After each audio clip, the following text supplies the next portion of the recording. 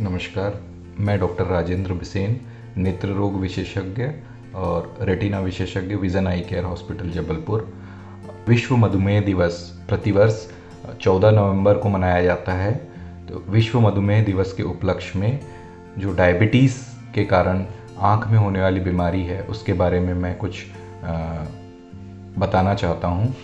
ऐसे हम लोग diabetic capital of the world कहते हैं हमारे देश को, और हमारे देश में सबसे ज़्यादा डायबिटीज़ के मरीज पाए जाते हैं पूरे विश्व में।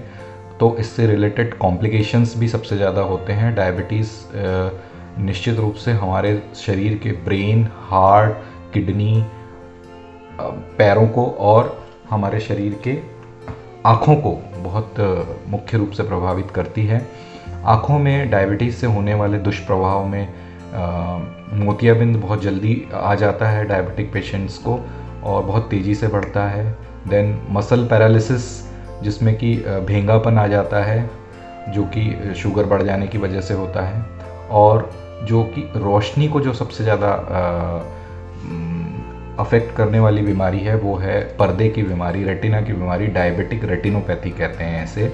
सो डायबिटिक रेटिनोपैथी का खतरा उन डायबिटीज़ पेशेंट्स को है जिनमें डायबिटीज़ 5 वर्ष या उससे अधिक समय से है, या जिन पेशेंट्स की डायबिटीज़ बिल्कुल भी कंट्रोल नहीं रहती है उनको।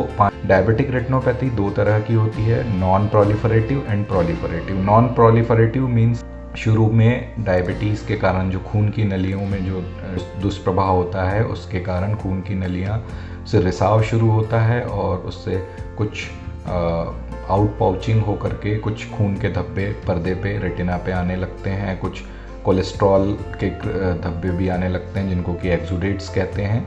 ये रेटिना के ऊपर जमा होने लगते हैं।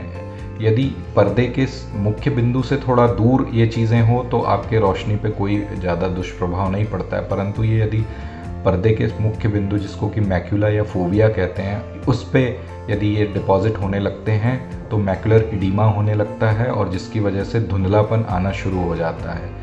इसका उपचार आजकल अवेलेबल है और इसके लिए कुछ इंजेक्शंस, एंटी-VEGF और स्टेरॉयड इंजेक्शंस अवेलेबल है, जिनको कि समय पर अगर यदि उपचार किया गया तो अपनी रोशनी को बचाया जा सकता है और बहुत सारे पेशेंट्स इंजेक्शन द्वारा लाभान्वित हो रहे हैं। दूसरा स्टेज प्रोलिफरेटिव स्टेज होता है, जबकि अनकंट्रोल्ड शुगर और लंबे समय से शुगर होने के कारण ऑक्सीजन की बहुत अत्यधिक कमी आँख में हो जाने से खून की नलियाँ बनने लगती है और रिसने लगती है, जिसके कारण कि विट्रस हैमरेज या प्रोलिफरेटिव डायबिटिक रेटिनोपैथी शुरू हो जाती है। इस अवस्था पे यदि अगर इलाज किया गया जो लेज़र, रेटिनल लेज़र द्वारा किया जाता है, तो इस बीमारी को रोका जा सकता है। अन्यथा यहाँ से कॉम्प्लिकेशंस शुरू हो जाते हैं, जिसमें कि रेटिनल डिटैचमेंट, ट्रैक्शनल रेटिनल डिटैचमेंट वाली अवस्था आ जाती है, जिसमें कि आँख का पर्दा खिसक जाता है, जो कि बहुत ही कॉम्प्लिकेटेड स्टेज होती है। और इस अवस्था में ब्लाइंडनेस होने का खतरा इन पेशेंट्स में बहुत ज़्यादा होता है। और जिन पेशेंट्स में किडनी डिजीज़ हो डायबिटीज़ के कारण, उन पेशेंट्स में ये होने का खतरा बहुत ज़्यादा होता है। सो यदि प्रोलिफरेटिव डायबिटिक रेटिनोपैथी को समय पे इलाज शुरू किया गया, लेज़र दिया गया, इंजेक्शंस दिए गए, तो इसको रोका जा सकता है। अन्यथा ऑपरेशन की स्थिति आती, ऑपरेशन के बाद भी पर्दे को ठीक किया जा सकता है, लेकिन एक स्टेज के बाद ऑपरेशन भी संभव नहीं होता है। कहना चाहूँगा कि जो भी पेशेंट्स डायबिटीज़ से ग्रसित हैं वे लोग अपने आँखों का चेकअप निश्चित रूप से करें। आप एवरी 6 मंथ्स, 6 महीने में एक बार रेटिना डॉक्टर या आई नेत्र रोग विशेषज्ञ के पास जाएं और एक विस्तृत जांच करवाएं। जिन लोगों को डायबिटिक मैक्युलर एडीमा डेवलप हो गया है वे लोग हर 2 महीने में या हर महीने में, जैसा डॉक्टर आपको सलाह दे, अपनी आँखों का चेकअप करा पे ट्रीटमेंट लेते रहें।